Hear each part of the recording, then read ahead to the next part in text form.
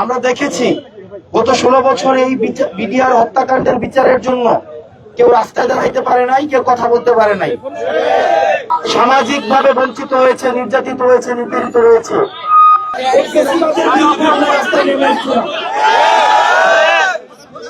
আপনারা বিডিআর যারা রয়েছেন, এই হাসিনা সরকারের প্রথম যারা নির্যাতিত হয়েছে, হাসিনা সরকারে প্রথম যারা নিপীড়িত হয়েছে, হাসিনা প্রথম যাদেরকে টার্গেট করেছে, হাসিনা ও বাংলাদেশের সার্বভৌমত্ব বিকিয়ে দেওয়ার জন্য যাদেরকে প্রথম টার্গেট করেছে, তারা হচ্ছে আমাদের এই সম্মানিত মিডিয়াদেরকে।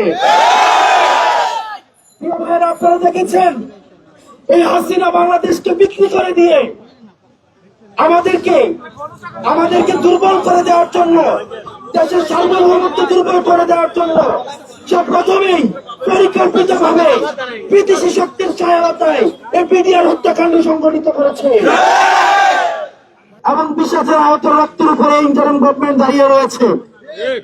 আপনারা দীর্ঘ 16 বছর আপনারা মুখ ফুটে বলতেও পারেন নাই এটা একটা বিডিআর হত্যাকাণ্ড ছিল।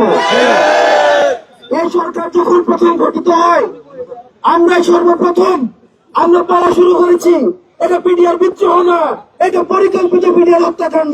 গঠিত হওয়ার পরেই যে বিষয়গুলোকে সর্বোচ্চ গুরুত্ব দিচ্ছে, আমরা দেশে বিদেশে, আমরা সচেতন মহলে, আমরা যারা আন্দোলন করেছে, যারা বাংলাদেশকে ধারণ করে, বাংলাদেশের সার্বভৌমত্ব বিশ্বাস করে, আমরা সবসময় বলে আসছি এই গভর্নমেন্ট কতটা সফল, কতটা বিফল, এর অন্যতম স্ট্যান্ডার্ড হচ্ছে এই বিডিআর হত্যাকাণ্ডের বিচারটা কতটুকু করেছে।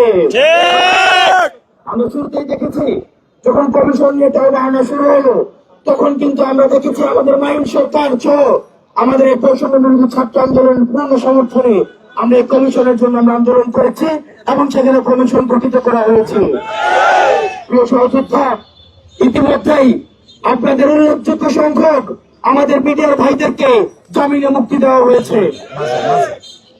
প্রিয় সহযোদ্ধা, আপনার আগের যে কমিশন যেটি গঠিত হয়েছে, এই কমিশনের একটি ধারা নিয়ে আপনাদের সবার এবং আমাদের সবারই হচ্ছে প্রশ্ন রয়েছে। সেখানে বলা হয়েছে অতীত সরকার যেই রায় দিয়েছে, অতীতের ফেসিস সরকার যে রায় দিয়েছে, সেটিকে অব্যাহত রেখে পরবর্তী বিচার কার্যক্রম পরিচালিত করতে হবে। আমরা সেই জায়গা থেকে প্রিয় সহযোদ্ধা আমরাও সেই বিষয়টি নিয়ে প্রশ্ন তুলেছি, আমরা সেটি নিয়ে প্রশ্ন তুলছি এমন আমরা সেটি নিয়ে প্রশ্ন তুলব। আমরা আমাদের জায়গা থেকে নিশ্চিত করতে চাই আমাদের এই বিডিআর হত্যাকাণ্ডের কতটুকু বিচার হয়েছে, কতটুকু সুবিচার নিশ্চিত করতে পেরেছে এবং ইন্টারিম গভর্নমেন্ট, সেটির উপরেই কিন্তু এই সরকারের সফলতা ব্যর্থতা নির্ধারিত হবে।